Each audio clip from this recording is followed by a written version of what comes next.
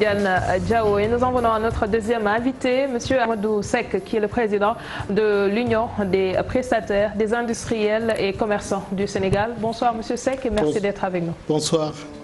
On va commencer d'abord par l'état de santé du secteur industriel. Comment se porte le secteur? Le secteur industriel se porte bien. Il y a une concurrence accrue, mais aujourd'hui, nos entreprises se débrouillent bien et arrivent à couvrir le marché national et même à exporter. Comment vous en êtes arrivé à mettre en place l'UPIC? Alors, l'UPIC, il faut savoir, c'est un sous-groupement du CNP, le Conseil national du patronat, et qui a fusionné avec le SPITZ, qui est le syndicat des industries, et le SYMPEX, qui s'occupait de l'automobile. Et on a créé l'UPIC, qui représente 120 entreprises membres dans plusieurs secteurs d'activité, l'agroalimentaire, la mécanique, l'automobile, les services, les commerces, etc. Et aujourd'hui, on représente au global à peu près 1000 milliards de chiffre d'affaires. 1000 milliards de chiffre d'affaires. Depuis quand vous êtes en place? Alors l'UPIC a été créé, la fusion a été faite il y a à peu près 7-8 ans. Et aujourd'hui, comme je vous ai dit, il y a les industriels du SPITZ et il y a également le SYMPEX qui regroupait tous les concessionnaires automobiles. Et qu'est-ce que vous appelez une industrie qui se porte bien malgré la concurrence? Oui, c'est-à-dire qu'aujourd'hui, vous savez, notre zone d'action, c'est l'UEMOA, c'est même la CEDEAO. Et aujourd'hui, je peux dire que les entreprises membres de l'UPIC se portent très bien. Donc, que ce soit dans les secteurs, je dis l'agroalimentaire, d'autres secteurs industriels, on se porte très bien. On voit que dans le secteur des entreprises, en tout cas sénégalaises, on entend très souvent les propriétaires ou en tout cas le patronat mettre en exergue les difficultés que traversent ces entreprises. Aujourd'hui, nous dire que le secteur se porte bien alors qu'à côté, on a des entreprises qui traversent des difficultés, cela peut paraître paradoxal. Oui, ça dépend des entreprises. Aujourd'hui, moi je parle du secteur industriel parce que je représente l'UPIC. C'est vrai qu'aujourd'hui, si on prend l'ensemble des entreprises, il y a beaucoup d'entreprises qui souffrent, ce qui est déplorable. Mais nous sommes dans la production, certains sont dans la distribution, d'autres dans les commandes publiques et posent des problèmes. Vous savez, récemment, un président d'organisation est sorti pour dire les difficultés qu'ont les entreprises. Il est indéniable que certains ont réellement des difficultés. Il parle surtout de manque de coordination de la part des entreprises pour pouvoir aider celles qui sont en difficulté.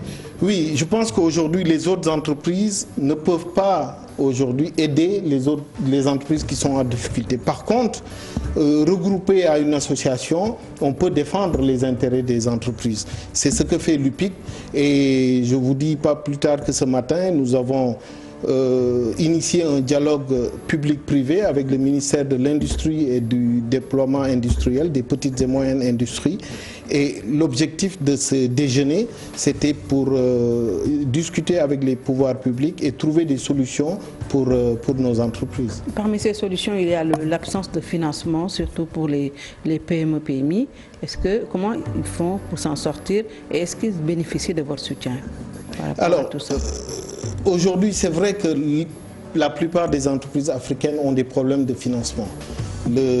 Ça, c'est un problème accru, mais je pense que l'État a mis des mesures d'accompagnement, des organismes d'appui, tels que la BNDE, tels que d'autres organismes qui peuvent aider les entreprises à accéder au financement. Mais il est clair qu'aujourd'hui, le financement pose problème. On ne peut pas faire des affaires si on n'a pas l'accompagnement d'une banque ou d'organismes financiers. Quels sont aujourd'hui les facteurs qui plombent l'aile au secteur industriel? Les facteurs qui plombent aujourd'hui l'industrie? Alors l'industrie, vous savez, aujourd'hui on souffre beaucoup du coût énergétique. Vous savez, dans nos coûts de production, l'énergie a une place importante.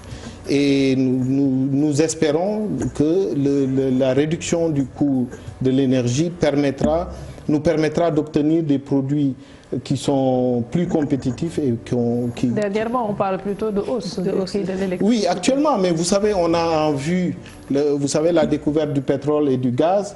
En vue, il est prévu de diminuer les coûts énergétiques. Sauf que c'est à long terme tout ça. Ben, c'est 2024, hein, donc on ne peut pas dire que c'est très très loin. Mais malgré cette hausse, certaines entreprises restent compétitives et font un travail remarquable. Avant 2024, il y a 2020, l'échéance de 2020 avec la ZLECA, les frontières vont disparaître. Est-ce que les entreprises sénégalaises sont assez outillées pour faire face à la compétition? Oui, je pense qu'aujourd'hui, c'est vrai, la Commission de l'Union africaine a décrété le juillet 2020 pour la phase opérationnelle de la zone de libre-échange, mais il faut savoir que ce n'est pas un démantèlement de tout. Aujourd'hui, c'est un processus qui va... Donc, on est en train de négocier sur les produits sensibles, les règles d'origine. On est aujourd'hui, l'UPIC est présente dans toutes les réunions sous-régionales pour discuter des produits et on peut citer plusieurs cas où aujourd'hui il a été pris en compte les intérêts des industriels sénégalais. Bon, je voulais dire qu'avec la libéralisation, déjà, nos pays sont déjà inondés par les produits importés. Si je dis les pays, moi je parle du Sénégal. Alors aujourd'hui, si on ouvre nos frontières, est-ce que ce ne sera pas la mort programmée de nos petites industries? Non, je ne crois pas. Je pense que l'État a mis des structures d'appui.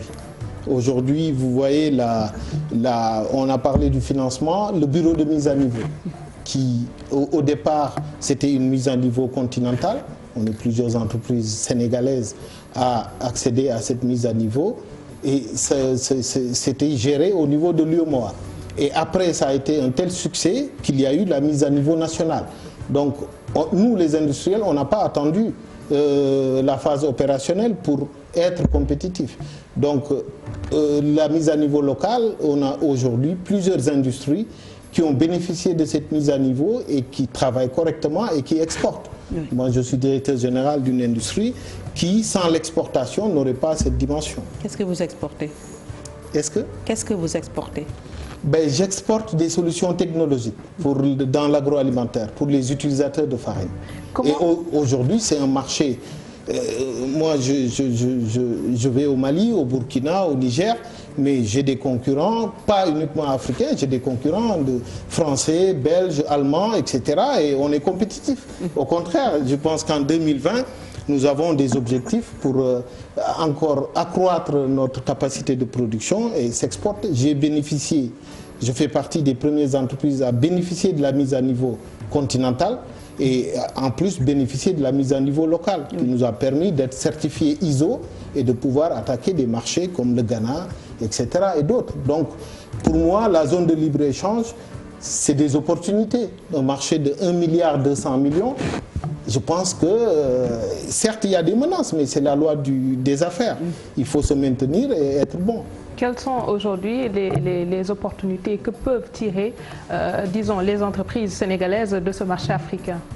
Moi, je pense que ne serait-ce que la taille du marché. Et ne pas partir de votre exemple, parce que peut-être vous êtes un modèle de réussite, mais pour les autres entreprises qui aujourd'hui sont dans le noir ou ont du mal à aller vers l'avant, comment faire aujourd'hui pour les tirer à flot? Alors, moi je pense que le plus important, c'est que il faut que il y a un programme, je dirais, il y a d'autres structures telles que l'ADPME, etc. Mais je pense que le bureau de mise à niveau accompagne beaucoup les entreprises. Vous avez entendu du programme Sud, du programme Nord pour lutter contre l'exode de nos jeunes. Et je pense que ce bureau-là prend en compte tous les aspects de l'entreprise, le management, l'outil de production, le commercial, toutes les formations qu'il faut. Je pense que nos entreprises doivent aller au niveau de ce bureau. Par contre, le réel souci, c'est que ce bureau doit être doté de moyens financiers conséquents. Et le plaidoyer du secteur privé, c'est que l'État accorde des ressources suffisantes au bureau de mise à niveau pour pouvoir accompagner le maximum d'entreprises. On voit également que l'État doit beaucoup d'argent à certaines entreprises du pays. Alors, si on met de côté cette dette-là, comment faire aujourd'hui pour que ces entreprises puissent émerger? Parce qu'on est dans une logique où on appelle le secteur privé à pouvoir contribuer à l'émergence du Sénégal, mais à côté, on a l'État, en tout cas l'appareil d'État qui doit de l'argent à ces entreprises. Comment faire? Bon, ça, c'est un problème. On est souvent en discussion avec le ministère des Finances pour essayer de trouver des solutions à cette dette au niveau des entreprises. C'est un problème. Donc, on ne peut que discuter. On espère que les autorités seront sensibles à la question et pourront aider pour que ces entreprises retrouvent leur rayonnement et pouvoir déjà, il y a ce problème développer. de financement, il y a la dette de l'État, il y a la concurrence des Chinois. Tout ça, ça participe pas quand même à une réussite de nos industries. Moi, je m'intéresse plutôt aux petites industries. Oui. Moi, je pense que au Sénégal, les petites industries, ça dépend. Moi, l'environnement que je vois au niveau des petites industries se porte bien parce qu'elles sont compétitives. L'État a quand même mis le plus important, c'était le foncier. Et si vous avez vu au niveau de Diamniadio, la Prosi exploite presque 100 hectares, qui est aujourd'hui presque complet. Et il y a plusieurs industries qui sont installées. Vous avez vu récemment le chef de l'État inaugurer une usine de carreaux. C'est vrai, ce n'est pas l'industrie sénégalaise petite, c'est un investissement colossal. Mais ce n'est pas parce qu'on est grand ou petit qu'on est rentable ou pas rentable. Moi, j'ai démarré avec un chiffre d'affaires petit, j'ai réalisé les aménagements qu'il faut, j'ai saisi certaines opportunités pour pouvoir grandir. Alors, j'aimerais aujourd'hui qu'on s'arrête sur les difficultés, parce que, à vous entendre, elles sont surmontables, mais la réalité est tout autre. Binta a cité quelques exemples, mais si on prend le secteur de l'agroalimentaire, la concurrence est vraiment très rude. Est-ce qu'il y a un cadre, disons, juridique qui puisse aujourd'hui réglementer les choses, à ce que peut-être tout le monde puisse y tirer son épingle du jeu? Oui, aujourd'hui, je pense, vous avez parlé du secteur agroalimentaire. Ça dépend de tels produits. Je prends le cas de la farine, par exemple. Il y a une dizaine d'années, il n'y avait que 2 industries qui fabriquaient la farine. Oui. Aujourd'hui, elles sont 6 ou 7. Il y a eu des problèmes et l'État a légiféré. On a mis en place un système de quotas pour que chaque industrie, en fonction de sa capacité de production, est autorisée à produire un certain tonnage. Et je pense que ça a réglé le problème. On a fixé le prix de la farine pour que toutes les industries s'en sortent à partir d'une structure des prix validée par le ministère. Je pense que la concurrence doit toujours exister. Je pense que les consommateurs demandent à ce qu'il y ait de la concurrence. Mais il faut également que les entreprises sénégalaises acceptent de se mettre à niveau, qu'il y ait une vraie restructuration au niveau managérial, au niveau personnel, au niveau des qualifications, etc. Et ça, c'est du management. C'est au chef d'entreprise aujourd'hui de saisir les opportunités qui existent. Les petites industries arrivent-elles aujourd'hui à bénéficier des marchés publics? Ça dépend de quel produit. Moi, je suis une petite industrie, mais je ne travaille pas dans le marché public. Vous prenez l'agroalimentaire. Je ne crois pas qu'il y ait des entreprises qui travaillent. En tout cas, moi, je m'attendais à vous entendre dire que nous voulons beaucoup plus d'industrialisation, beaucoup plus de moyens financiers pour pouvoir faire face à ce monde si ouvert à partir de 2020 pour que nos industries quand même puissent faire face aux géants d'Afrique comme le Nigeria, comme d'autres pays. Bien sûr. Oui. Donc, il est clair qu'aujourd'hui, les moyens financiers que vous dites, vous savez, il faut voir sur 2 plans. Il y a, pour une entreprise, concrètement, on peut utiliser les structures d'appui de l'État. J'ai parlé de la mise à niveau, d'autres banques d'accompagnement. Et récemment, vous avez vu l'ADER qui accompagne beaucoup de gens. Par contre, au niveau des industries, si on veut se développer, l'État ne vous donnera pas de l'argent, aucune banque ne vous donnera pas de l'argent gratuitement. Maintenant, demander uniquement de l'argent, je pense que le plus important, c'est rentrer dans un processus où cette entreprise va se développer, aura de l'accompagnement au niveau personnel. Vous avez le syndicat s'est toujours battu pour que la contribution forfaitaire des entreprises revienne aux entreprises. Et au niveau du 3FPT, cette manne de 20 milliards, les entreprises pourront former leur personnel. Et je pense que ça, je conseille plutôt aux chefs d'entreprise de s'orienter. Parce que vous allez à la banque, on vous prête de l'argent, vous avez des intérêts, certes, mais quand vous rentrez, et en plus, je ne l'ai pas dit, la mise à niveau, vous investissez et vous avez un retour. Parce qu'on vous octroie des primes, ce qui peuvent aller de 70% à 40%, investissement matériel et immatériel. Je pense qu'il ne faut pas tout attendre de l'État. L'État ne peut que mettre des... Vous êtes dans le secteur. Ce que je voulais savoir, c'est qu'est-ce que Moustapha Diop, le ministre de l'Industrie, a apporté au secteur depuis qu'il est là? Alors, je pense qu'aujourd'hui, pas plus que ce matin, on s'est vu au déjeuner, et l'État est ouvert. Pourquoi on a instauré ces déjeuners de l'industrie? Pour qu'il y ait un cadre, qu'il y ait un dialogue, et qu'on puisse apporter, les industriels vont lister leurs problèmes, le soumettre, et qu'il y ait des solutions concrètes.